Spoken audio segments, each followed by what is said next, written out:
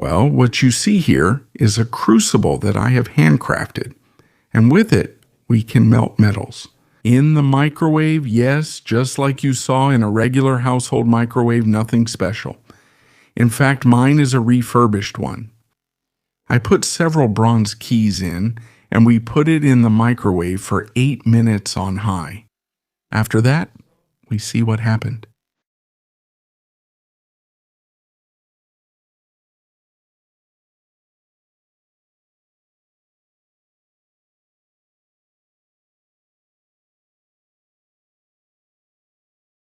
I pour it onto a metal lid. It's warm. No, this is bronze. The bronze from the keys became liquid. Here you can already see the material cooled down. With this, you can make medals, shields, gears, an endless number of alternatives. Well, this incredible experiment was taken from the Amateur Scientist page of Engineer Mayrow. I'll leave the link for you below in the description. Several years ago, I presented a video similar to this one, but back then, I made the crucible from a green grinding stone. Today, we're going to make it simpler. Even the mold is much easier to make. As you'll see, we'll start by making the insulator, which is an aluminum brick. It's easy to find. You can buy this on Mercado Libre for a cost equivalent to $3 or $4 each. The material is very soft and fragile, so I recommend you buy at least 2 bricks, even though you'll only need 1 for this project. We cut the brick in half with a saw and mark the center. And with a hole saw bit like this, we leave all the bits in place. As you can see, we're drilling holes. You should wear a mask. It makes a lot of dust. When we've drilled about 2 centimeters with the hole saw, we lift the centering bit to avoid drilling through the bottom. You do the same on both sides of the brick, and then use pliers to cut the central column that's left. And with a file, we smooth it out so the bottom is flat, so the bottom is nice and even. And the same thing we did when we made the little kiln for glass fusing, which I showed you in the video that's now in the eye. You can make a small channel or a little hole with a 4mm drill bit to use as a peephole, so you can peek in and see what's happening inside. I'm going to use some bricks that I already had made for this purpose.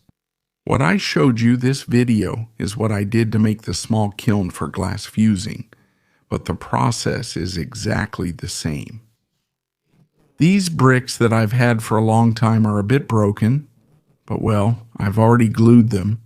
Well, at some point I'll also tell you how they can be repaired, because these alumina bricks, since they're so soft, always remind me of meringues. How they are, the consistency they have, they break easily, they wear out, they crack, and well, you have to repair them properly. Now we'll proceed with making the crucible. For this, we need 2 spray cans. Are these the ones? One is an insecticide can, well known, and the other is a repellent can. The latter is made of aluminum.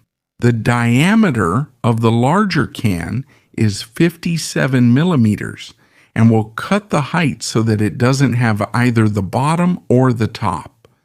We'll cut it to 70 millimeters, just as you see. Notice that at the bottom, the diameter of the can usually gets smaller. So the inside of the tube has to be uniform. Or you can cut a little higher so that reduction doesn't bother you. Then, when you're going to unmold the 45mm diameter spray can, which is this one, we're going to cut it leaving the bottom and at a height of 55mm. Since it's concave at the bottom, we're going to flatten it so it becomes flat. After that, we'll add some layers of cardboard and tape.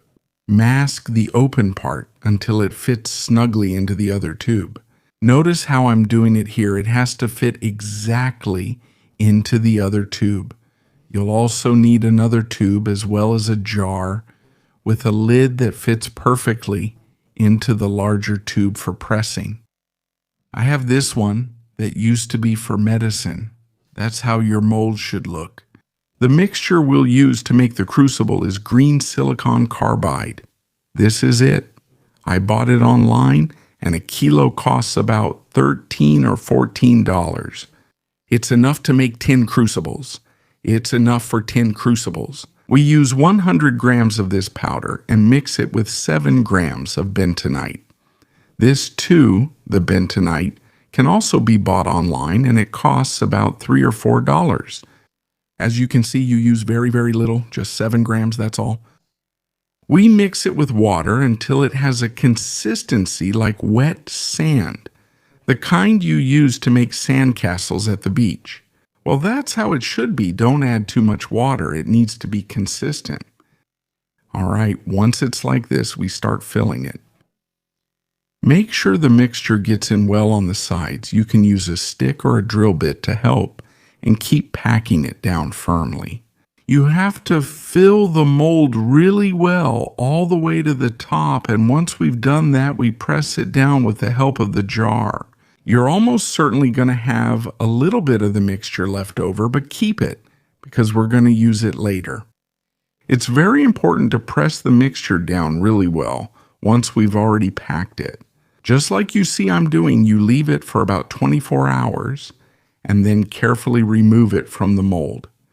You have to do this very carefully because it's very fragile. At that point, the crucible crumbles easily.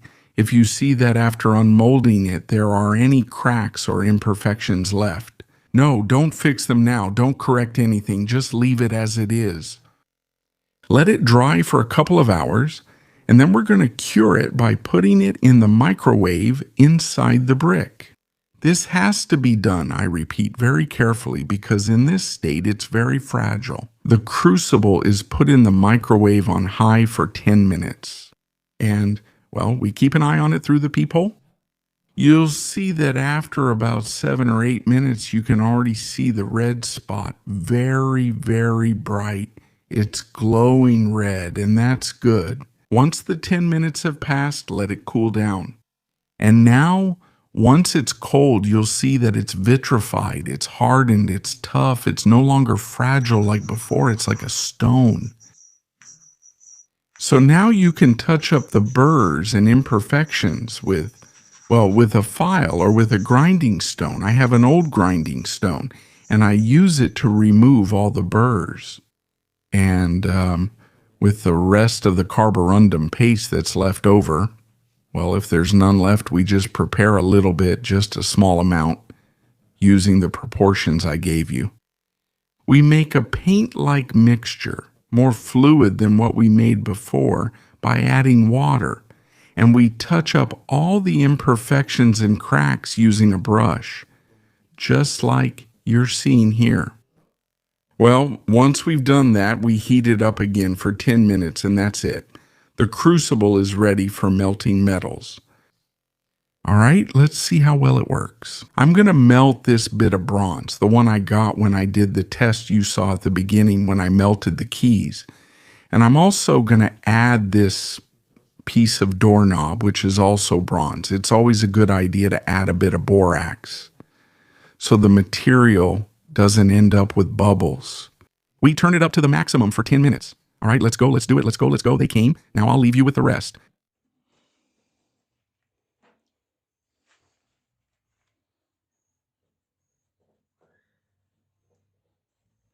What statue? This?